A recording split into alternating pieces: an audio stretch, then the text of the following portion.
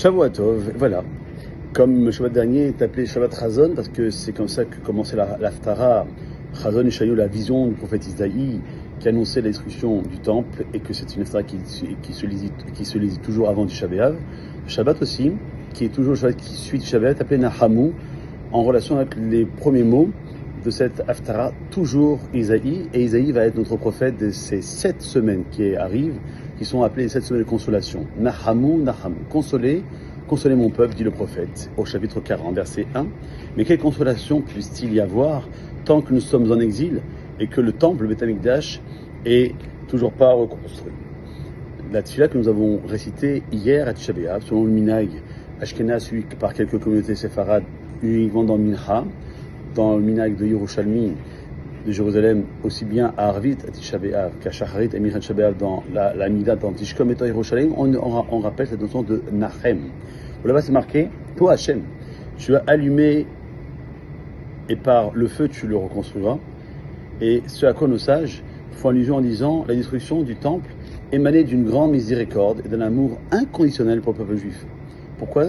Dit le texte, parce que Dieu a déversé sa colère sur du bois et des pierres et non sur les béné Israël. Pour ça que le texte dit un feu que toi Dieu tu as allumé.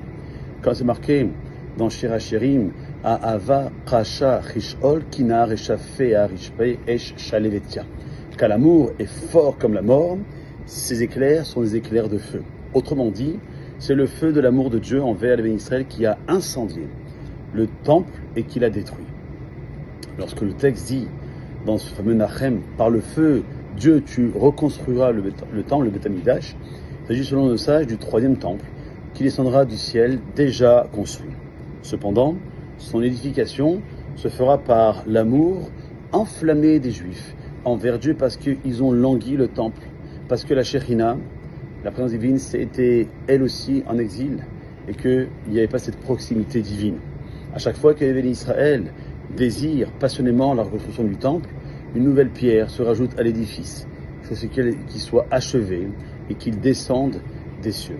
C'est de cette manière que Dieu console les Juifs juste après à Tisha B'Av, comme aujourd'hui, afin qu'on ne se décourage pas de voir la délivrance arriver, même si cet exil est le plus long, le plus dur, le plus amer.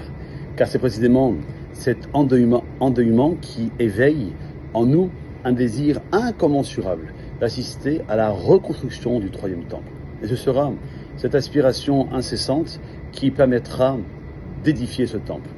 En particulier le Shabbat, où les béné Israël sont proches de Dieu, et plus particulièrement le Shabbat qui suit Tisha B'Av, notre désir de revoir le temple et d'être éternellement attaché à Dieu va aller en s'amplifiant. C'est pour ça qu'il nous faut 7 semaines, correspondant aux 7 sphirotes, aux 7 sphères célestes qu'il y a, qui fait en sorte que le monde continue à tourner pour arriver à Rosh Hashanah avec une nouvelle année, de nouvelles perspectives, un nouveau projet, un nouveau plan, un nouveau livre qui va s'écrire pour nous.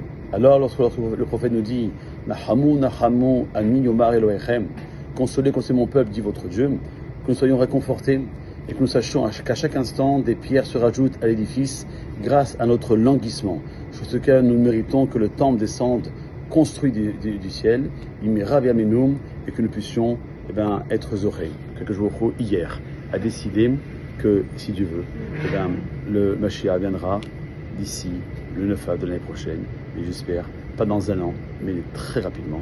Amen, Kenny Rasson. Kol Tov.